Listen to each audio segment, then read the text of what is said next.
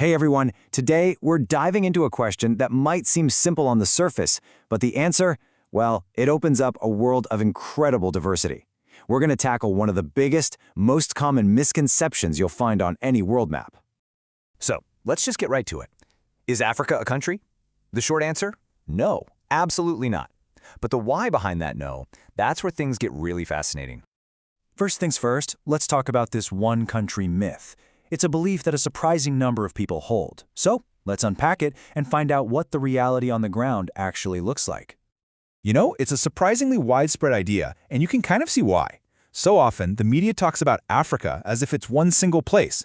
But that's like saying Asia is a country or Europe is a country. It just doesn't make sense, and we're here to set the record straight. So, to really get a handle on this, we need to go back to basics. What's the actual difference between a country and a continent?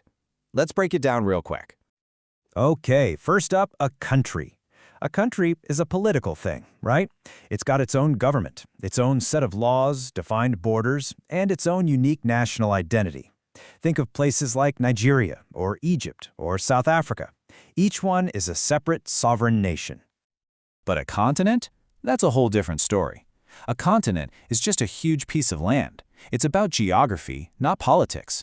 It's a massive landmass that is home to many different countries, each with its own cultures and languages. So how does all this apply to Africa? Well, the scale is it's immense. The numbers alone are powerful enough to completely shatter that one country myth for good. So here's the headline. Africa is not one country. It is home to 54, let me say that again, 54 separate, internationally recognized countries.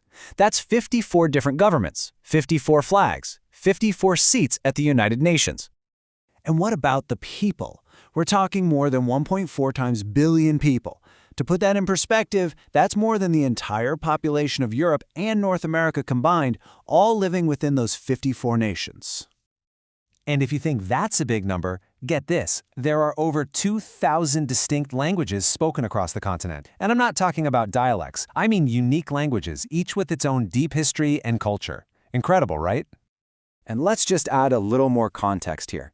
Geographically, Africa is the second largest continent in the world. But here's what's really amazing. It also has the youngest population on the entire planet. That means it is a place just buzzing with energy, innovation, and future potential. Okay, let's try to make this diversity feel a little more real. Let's look at just a few examples. Way up in North Africa, you have Egypt, which is home to one of the most ancient and influential civilizations in all of human history. Now, let's travel down to West Africa and you'll find Nigeria. It's an absolute powerhouse on the continent with a huge population and an economy that's just exploding, especially in tech and, of course, its world-famous film industry, Nollywood. And then if we hop over to East Africa, you've got Kenya, a nation famous all over the world for its stunning landscapes, its incredible wildlife, and its groundbreaking work in conservation. So there you go, 3 countries, 3 totally different stories.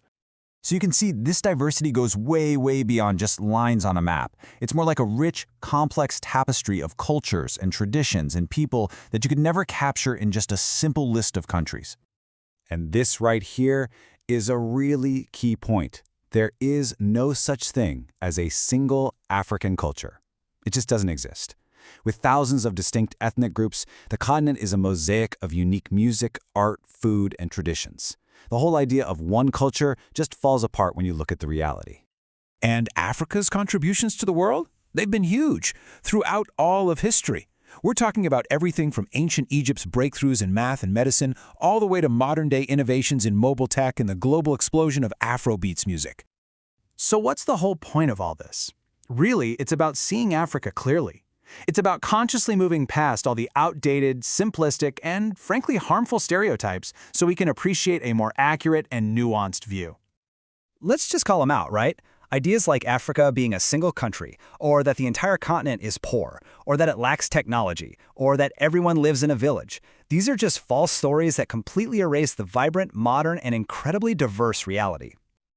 And that really brings us to our final thought. Learn before judging. It's a simple idea, but it's powerful. It's a call to see this incredible continent not as one single story, but as a rich collection of over 1 billion individual human stories.